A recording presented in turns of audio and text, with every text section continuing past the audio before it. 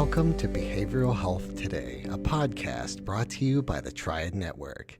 This podcast is designed to share trending topics occurring within the world and our communities and bring them a behavioral and mental health perspective. It's been said that we are the sum total of our past experiences, and though we don't have to forever be defined by our past, the statement is nonetheless true. The season of childhood is a particularly vulnerable time, and what happens to us between the ages of birth to 18 has long and deep consequences in who we become. The reality is that children face adversity regardless of our best efforts to protect them, and things happen that are often outside of our control. Adverse childhood experiences, referred to as ACEs, describe traumatic experiences that can have lasting effects into adulthood. And learning about one's ACEs can equip us to better care for our children and their needs, as well as inform us to care that can be made possible for adults with ACEs. Here on our show today to discuss with us ACEs and her work with the ACE Resource Network is Sarah Marikos. Welcome to Behavioral Health Today. I'm your host, Dr. Graham Taylor, and I'm excited to have Sarah with us on the show. Sarah is an epidemiologist with a background in public health and an understanding of health inequities at their root causes. As the executive director of the ACE Resource Network, Sarah led the launch of numberstory.org, the first national public awareness and education campaign on adverse childhood experiences, the ACEs, childhood trauma, and other forms of childhood adversity that increase the risk for poor health outcomes and educational challenges. Sarah has a master's degree in public health and epidemiology from San Diego State University, 2 bachelor's degrees in interdisciplinary studies and geography from UC Berkeley, and is also a Human Impact Partners Health Equity Fellow. Sarah, welcome to our show. So nice to have you here. It's wonderful to be here. Thank you for having me. Well, I would love our listeners to get to know you. And if you could take a couple of minutes and just give us your story and what brought you in to working with the ACEs. Yeah, thank you for the question. There's a lot of things that brought me to this work. I, as a child, was a teenager really impacted by mental health challenges of people around me, struggles with addiction, people around me and in my community. And because of where I lived and the different schools that I went to, really saw the impact of violence in different neighborhoods and communities. And I really wanted to understand all those things. I wanted to understand why people and friends and loved ones were struggling in ways that others weren't. And what I learned is that a lot of these challenges from mental health, the substance use issues, seem to stem from my loved ones' early experiences, their childhood experiences. And me, myself, I have an older half brother who's 15 years older than I am. And I have a younger brother who's 5 years younger than I am. And we all had, somewhat different childhood experiences. And that I was observing as we were all growing up, the impact of that. And I really deeply wanted to understand it. This is also the early 2000s, the opioid epidemic is starting to take off. And I'm observing the impact in some neighborhoods and not others. So I decided I wanted to be a doctor.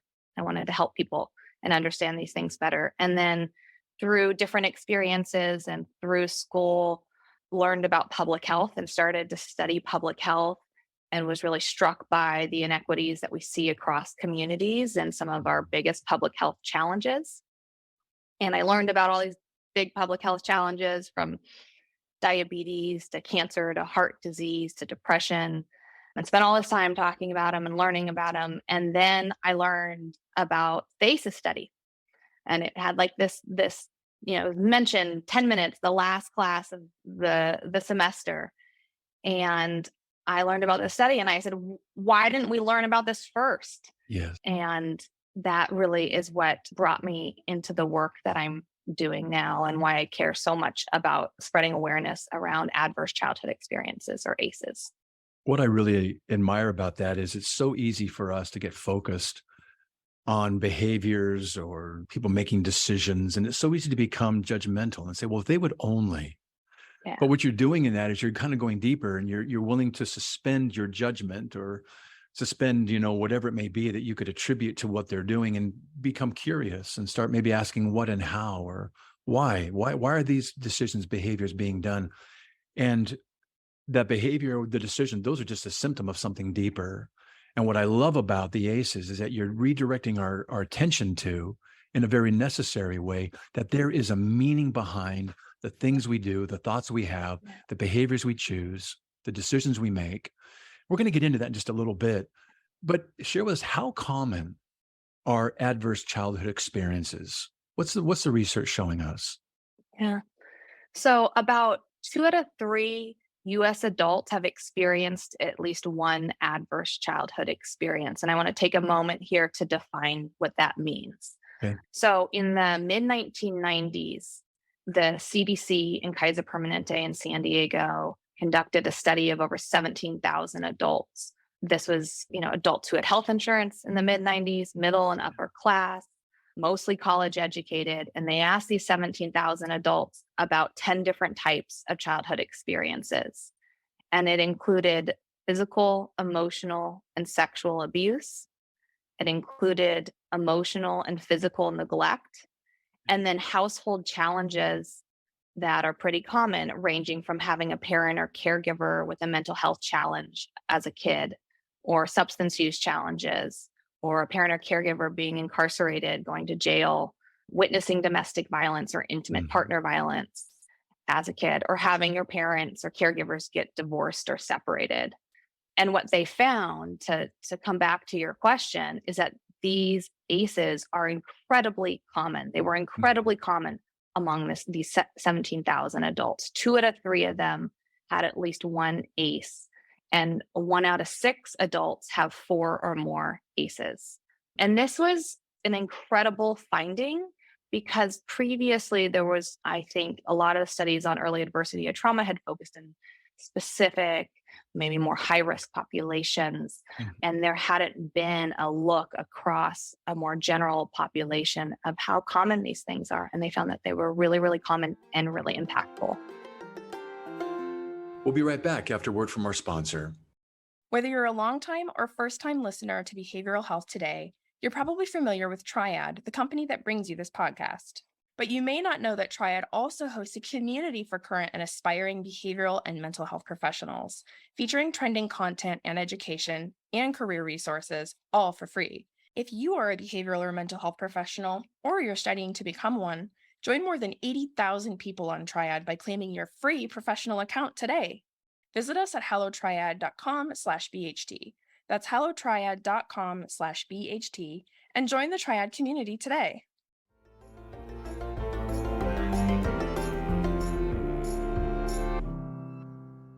They are impactful. What I appreciate about the ACEs, it is naming that these things are in fact significant, because we hear it all the time. It's almost like we become habituated to or desensitized to that. Yeah, that was a difficult upbringing you had, or this was a difficult upbringing, or yeah, someone happened to do that in your family. And we often, in naming these events, we tend to just kind of either kind of normalize it. Well, yeah, everybody goes through something difficult, or maybe we even kind of dismiss the level of its significance. But this study is saying, yeah, no, don't do that. Don't just dismiss it or just kind of normalize it or undervalue it. Recognize the challenges around this. And we're going to talk a little bit more about that in the show. I also know, though, that there are some additional adverse effects or adversities, let's put it that way, adversities that can contribute to adverse effects in addition to the original 10, things like discrimination, poverty. Name a few of those for us as well for folks to listen to and consider. I think it's so important that you ask this question because, well, the science of the ACEs study that has, again, started in the mid-1990s and has been repeated in lots of different populations in lots of different places and continues to show how common and consequential they can be. There's lots of other research, and has been for decades, about other things like poverty and how growing up in poverty can impact a child in very real ways, from health to educational to other opportunities. Racism can have a similar impact as the original 10 ACEs in causing that toxic stress response that can lead to a lot of the negative outcomes as a child as well as an adult.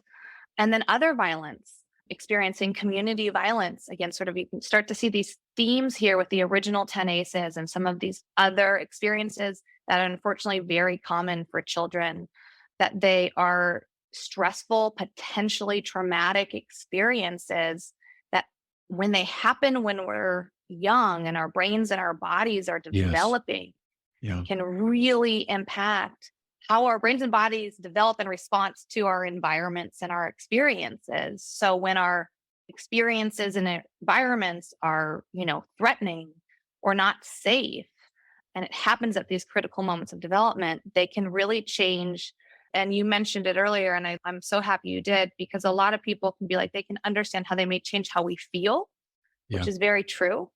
And that's very important, but it can also change how we function, that how our biology, and we can go into that. But I think that's an incredibly important component here, because it helps us move from, and Oprah Winfrey and Dr. Bruce Perry published a book by this title, from, what's wrong with you to Yes. what happened to I you. love that. Yeah. I really appreciate that. I would love to have you back sometime and talk about the brain development around this, because there are neural pathways that literally get created that are trauma driven, deeply furrowed, deep pathways that automatically take us down that path to, at their very best, protect us and to serve us in some function. But not everything is a trauma that we're always responding. Sometimes it's a false alarm, but we still Exactly. respond to it as it being real. Maybe we can flag that and find another time to come back and talk about that, because this is so real and so impactful. It's not a choice. These are things that actually happen. And these additional adversities, you're talking about discrimination, poverty, racism, other violence, separation, big changes that might happen in someone's life, like immigration, or someone being a refugee or seeking a new area to live, or separating from someone important to you, bereavement, survivorship, Mhm. being a parentified child, Yes. being given all these responsibilities. These are all things, like you're saying, that are adversities that put a level of stress, sometimes toxic, on a child that really impacts not just their brain development, but everything from there, from their behaviors to their feelings to their perceptions. Yeah. As you're talking about these things, there are some risk factors in terms of childhood experiences, things like maybe coming from a low income family, like you mentioned. I'd like to build this out a little bit, but these are factors that can make a child more prone to having an adverse childhood experience. Name some of those for us, would you? Yeah, so that's a really important question. And like I said, ACEs are common across, socio-demographic groups, rural, urban communities, and across cultures. We do see that some groups or populations are more likely to experience ACEs than others. And that's really important to understand, particularly if we are serious about improving the health Yes. in this country and Yeah. reducing health disparities. So we see that groups with lower incomes are more likely to have a higher prevalence of ACEs. We see that adults who are unemployed or underemployed are more likely to have a higher prevalence of ACEs than people who are employed. We see that people with higher educational attainment have a lower prevalence of ACEs.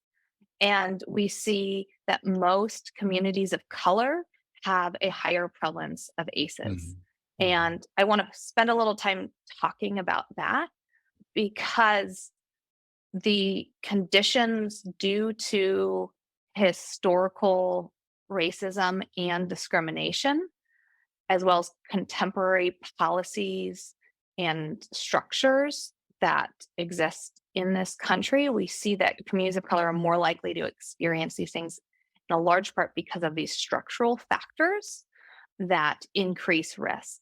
And I know there was a guest on a previous show of yours who spoke a lot about intergenerational trauma, which is Yes. also really important to name, and the legacy of how we can pass down our trauma to the next generation, whether that's through modeled behaviors Yeah. or whether that's through epigenetics. So I think if we, in the work that we do at the ACE Resource Network, they're very attuned to these community level risk factors and Mhm. focus a significant number of resources in places where people have a higher prevalence of ACEs, and generally fewer resources or access to healing tools, resources, and spaces because of some of those factors. What's so cool about what you're doing, and we're going to get to the number story in just a minute, and how people we can, identify what our number is, and you'll expand upon that for us in a moment. However, first, what I really like about identifying what one's ACEs may be, it's not like, okay, I got a number and so what, or like on a Myers-Briggs, I'm an IFTJ. It's not about that. It's something larger. In fact, what you're doing here is you're saying this is a number, but this allows us to do so much, including finding targeted ways to intervene, where to come in with, maybe, in our societies with low-income families, or with the educational level, or levels of family stress, or how the finances are. So it allows us to identify where the stressors occur and what factors make one more prone to being at risk for these things. I also want to highlight another thing. There are some things in there in the, the original 10, let's say, and some other ones too, but if there's physical and emotional, abuse, or there's substance abuse or domestic violence, those are something we might refer to as kind of big T traumas. Those are hard to miss. Those are pretty prevalent. Someone gets incarcerated, you can't miss that. Yeah. But there are also, we've talked about this before on our show, about little T traumas. I want to highlight this for our guests too, and I'd be curious about your thoughts. You can experience an ACE if you have a family that's not tight-knit, or maybe doesn't speak about feelings, or not very good at processing emotions together, or don't know how to navigate through difficult times. Maybe just kind of tuck it away, or try and ignore it, or avoid it. So that stays with you. That leaves you by yourself as a wee little guy or wee little gal to kind of process and navigate through some of those times. And that can be an ACE too, can't it? Yeah, that's a great question. I mean, we can think about, what I first think about is, emotional neglect, right? When children don't receive that emotional support that they need to develop in a healthy way and thrive. Yes. To me, it comes back to like when children don't have that sense of safety or security, don't have that safe adult that they can go to help them process hard things, because hard things are going to happen. There's trauma we can prevent, and we should, and there's ways to do that, and there's ways we're working on that. But children are going to face adversity. And what I think is really important in that, to be really clear about ACEs and toxic stress, is that sometimes people think, well, I've experienced ACEs, or my kid has experienced ACEs, and what do I do? It's happened. It's in the past, right?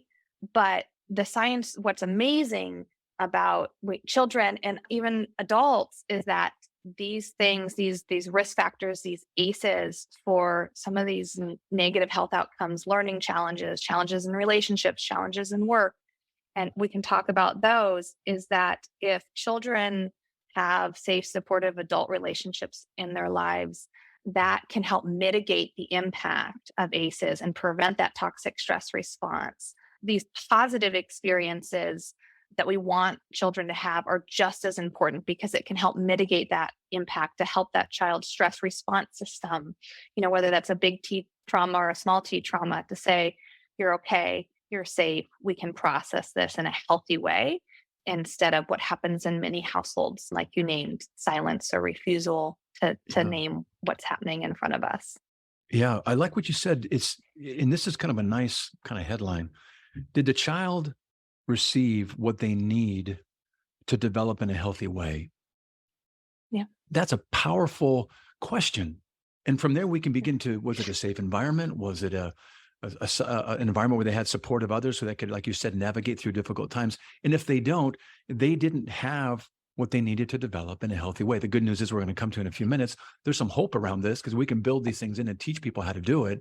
But if they don't get it, they may not even recognize it. I didn't have anybody navigate or talk about these things. And there was no big trauma. I don't have any scars or ER visits, or no one got incarcerated. My folks weren't fighting, but I didn't get what I needed. So I'm walking out reactive to, maybe unknowingly, to things that I don't know how to navigate. And so maybe I avoid things, or maybe I come across angry at times. Little do I know why. So these things you're saying right here too, we might refer to as little T's, because they're not huge traumas, but they are traumatic nonetheless, because what you said, they didn't receive what they needed to develop in a healthy way. Love that. Yeah, exactly. I just want to emphasize, because I think of all the people I've talked to and have had the privilege to get to know through this work, is that so many of us, downplay what happened to us. Yeah. And I find that when we're in spaces where we can be honest and we can share and we feel safe and name these things that really impacted us and do impact us, there's a Yeah. lot of power in that, and that we can really begin to help us address some of the consequences of maybe these early experiences that are challenging us as adults. One of the challenges is, though, that to talk about it, I've got to address what I've paired. This is the event. This is me as a child. And I've paired those, is that says something about me. Little do we recognize that at times. And that's the shame-based piece that you were suggesting earlier on. So to talk about it, yeah, it can be freeing, and I can depersonalize and I can uncouple myself from that event. Mhm. But my whole life has been through the identity of those things that have happened to me. And it is so hard to lean into. Oprah Winfrey's talked about this, to name her abuse. Her abuse was not her fault. We can all say that, but as a child, we think it is. Maybe there was something I did or something I could have avoided. Maybe there's something I, brought on. And so we have such a shame-based, self as responsible, accountable message around this that it's very hard to talk about the very thing that can be freeing. Exactly. But that's where, if we can just begin to identify it, and then we can begin to help people decouple and say, this is not about you. Yeah. This is about something that happened, like you said, what happened to you, not what's the matter with you, what happened to you. Folks, pardon the interruption, but we'll continue this discussion on our next show. This is your producer, Peter Fenger, and I want to thank our guest, Sarah Marikos, for coming onto our show today. For more information about numberstory.org and exploring your ACEs number, please visit numberstory.org. For more information about healing and prevention, please visit numberstory.org/take-action. And follow Number Story on Facebook, Instagram, and Twitter at MyNumberStory. And lastly, I want to thank our listeners for tuning in today, and we'll look forward to seeing you next time on Behavioral Health Today. We appreciate all the support from our community, and if you like our show, one of the best ways you can support it is by giving us a 5-star rating and leaving a review. Behavioral Health Today is a podcast part of the Tribe Network, all rights reserved.